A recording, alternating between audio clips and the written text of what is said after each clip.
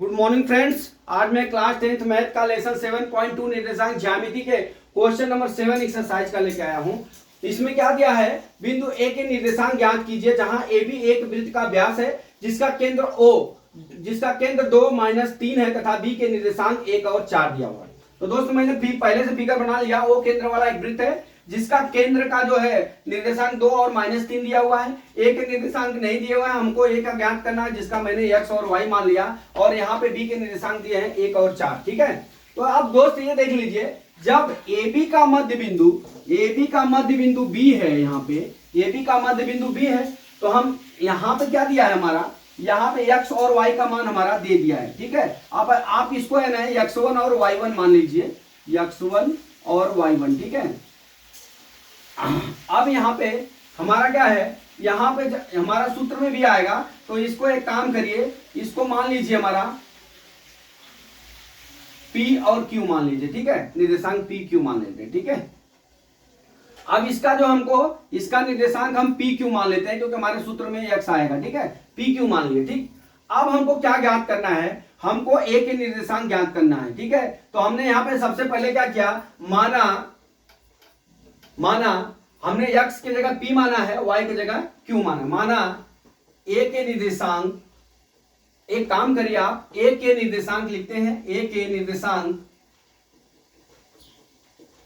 कितने हो गए, A के निर्देशांक कितने हो गए, P और Q हो गए, जो x बराबर P है और Q बराबर क्या है हमारा y है। ठीक है, अब हम क्या करते हैं, जब AB का मध्य बिंदु O है तो हम इसके मध्य बिंदु की दूरी का निकालेंगे मान।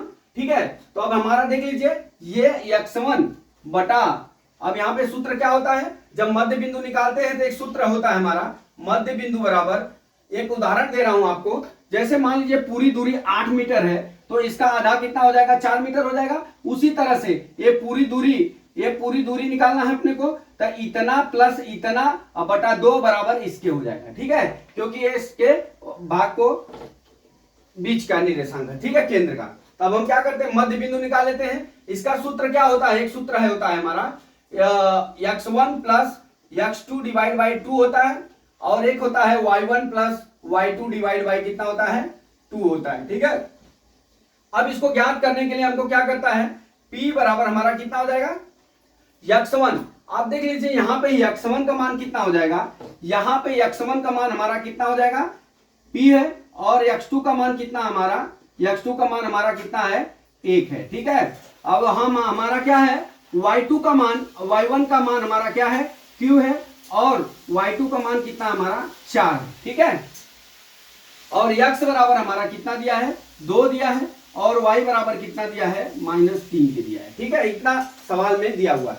अब हम चलते हैं, जब भी x निकालेंगे, क्या निकालेंगे, x निकालेंगे मतलब p निकालेंगे हमारा, जब x निकालेंगे तो x बराबर कितना हो जाएगा हमारा, x बराबर कितना हो जाएगा, p प्लस, देखिए x1 प्लस x2 मतलब p प्लस 1 डिवाइड बाई कितना हो जाएगा, 2 हो जाएगा।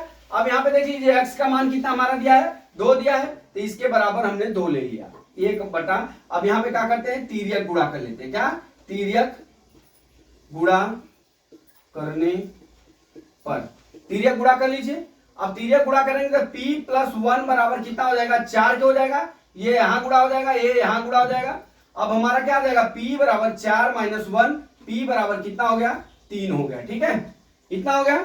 अब हम q का मान निकालते हैं। अब q का मान निकालने के लिए हमको क्या करना पड़ेगा, y का मान निकालना पड़ेगा। ठीक है, तो हम निकालते हैं y बराबर y1 प्लस y2 बटा कितना हो जाएगा, 2 हो जाएगा।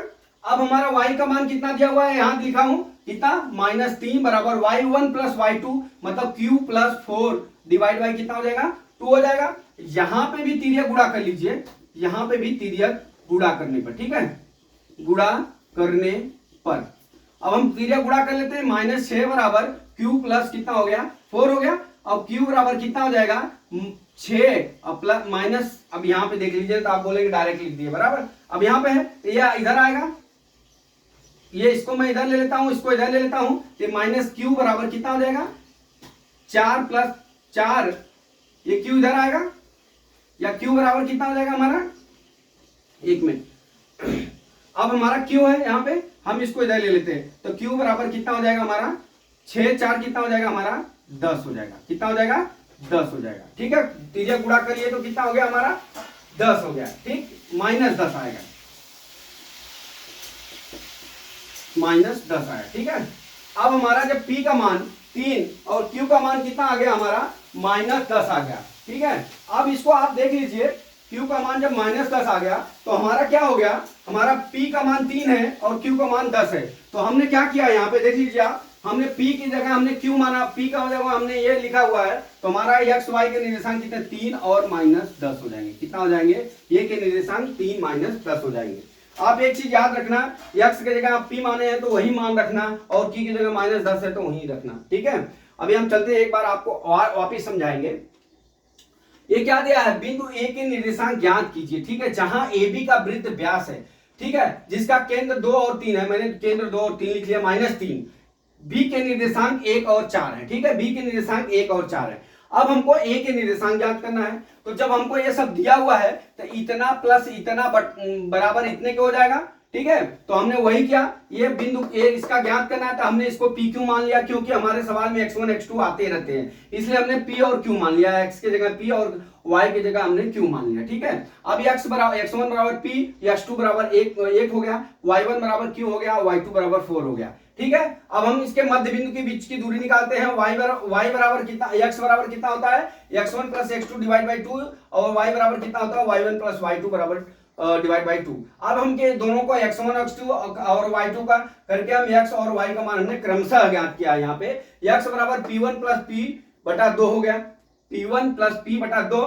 ठीक है, मध्य बिंदु निकालें, किसी दो बिंदु के मध्य बिंदु निकालेंगे तो दोनों के भाग को जोड़ के 2 से भाग कर देंगे तो उसका बिंदु मध्य बिंदु ज्ञात हो जाएगा। हमने अभी आपको बताया, जैसे पूरी दूरी 8 है, उसका बटा 2 कर देंगे तो ये 4 हो जाएगा मध्य बिंदु। ठीक है, अब हम क्या करते हैं, P1 का मान निकालिए, ठीक उसी तरह हमारा सूत्र रख के P2 का मान निकालेंगे, जब Q का मान निकालेंगे, जब Q का मान निकल गया तो -10 हो गया। अब यहाँ पे हमारा P बराबर कितना है 3 आया, तो हमने 3 लिख लिए, और Q बराबर -10 आया तो हमने -10 लिख लिया। तो दोस्तों इस तरह से हमने आपको 7वीं सवाल आपको समझा दिया। तो दोस्तों मैं आशा करता हूं कि ये सवाल आपको समझ में आ गया होगा। अगला सवाल कल मैं फिर लेके आता हूं। जय मां सरस्वती, जय भारत माता, जय जवान, जय किसान।